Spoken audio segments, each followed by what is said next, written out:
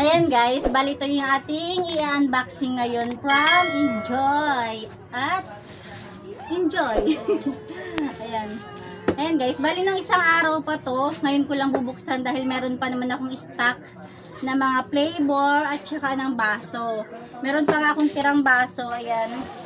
Tran! Ayan. Ano to, nung nakaraang bili ko sa kanila na isang box din. Ito na lang yung tira. Siyempre, hindi natin kailangan magpaubos kasi baka mawalan tayo ng baso. Kaya, umorder na kaagad ako kahit meron pa akong baso. Kaya, bali ng isang araw pa to, ngayon ko lang sa inyo ma-i-unboxing. Ito, kahit di ko na ipakita kasi lahat naman to is baso talaga. Ngayon, ito na lang. Ayan, pakita ko sa inyo kung ano yung mga flavor na kinuha natin. Ayan guys, bali ano lang naman to, 4 na flavor lang to kasi yung chocolate, cappuccino, white coffee, at saka 3-in-1. Ayan, pakita ko sa inyo. Ayan, meron tayong cappuccino. Ayan, bali ito is 86 pesos lang to. Kapag sa bayan, nasa 100 to 105 siguro to. Tapos,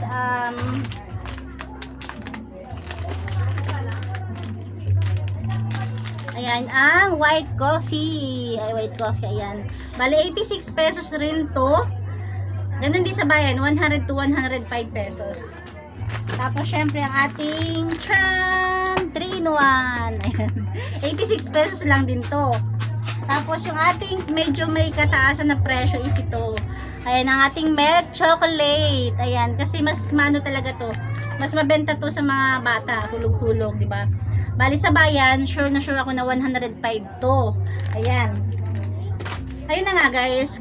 Kung bakit ba, para to sa mga nagtatanong kung saan ako bumibili ng mga flavor ng Enjoy, ng Coffee Bendo ko. Ayan, bali online na.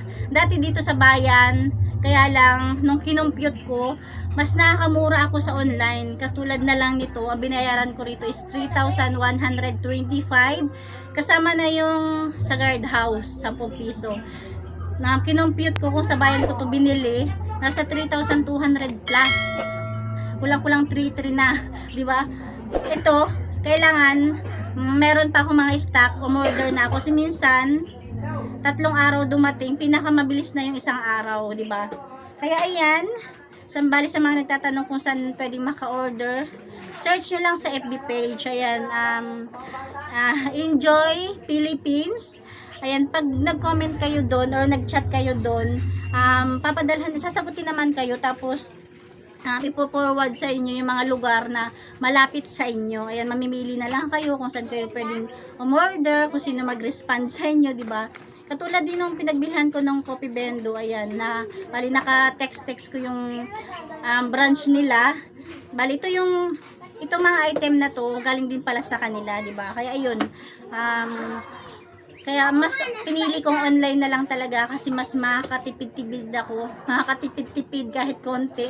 Tapos less, pagod pa, di ba? Ayan, bali 4 na flavor nga to. Tapos ito yung mga baso naman. Pakita ko sa inyo. Ayan siya. Tran! Baso. Magaan lang siya. Bali, ang laman naman ng baso, isang box is 20 pieces. Kapag sa online, 32 lang siya. Kapag sa bayan, 40. Kapag isang box, 700. Samantalang pag doon is 600 plus lang siya. Pero pag sa bayan, 40 ang isa. Pag pa isa-isa, ano lang siya, magta 35 siya kung isang box yung bibilhin mo. Kaya mas pinili ko talagang online. Kaya ayan, sa mga nagtatanong, mag-online na lang kayo. Search nyo lang sa FB page. Yun, kahit yung Coffee Bendo, kung gusto nyo mag-avail, ayan, sasagutin naman kayo kung saan kayo pwede makabili. Ayan guys, ayan. Tapos about naman dun sa sa diba, June, July, August, magdadalawang buwan na yung ating Coffee Bendo. Ayan, kumita na ba tayo? O hindi pa? Siguro next time ko na lang i-share yun sa inyo. Kasi diba, ang Coffee Bendo kasi hindi ka lang dyan kuha ng benta or ng kita. Labas ka rin ng labas ng puhunan or ng item. Kaya ano lang yun. Kasi kung kuha ng kita, siguro lagpas na sa ating punuhunan. Kaya lang dahil bili rin tayo ng flavor, Ayan. Ayan guys, next time ko na lang share sa inyo kung kumikita na ba tayo or hindi pa. Kasi diba medyo malaki-laki yung ating puhunan kasama na yung ating mga flavor. Yun lang guys, thank you for watching. Medyo lumulubo na tayo. Kasi itong short na to dati is ang luwag-luwag sa akin ngayon is fit na. Fit na siya sa akin. Eh, hindi pa siya fit, may konti pa. Pag nag-fit to, sigurado lumubo na naman tayo. Yun lang guys, thank you for watching. From Enjoy!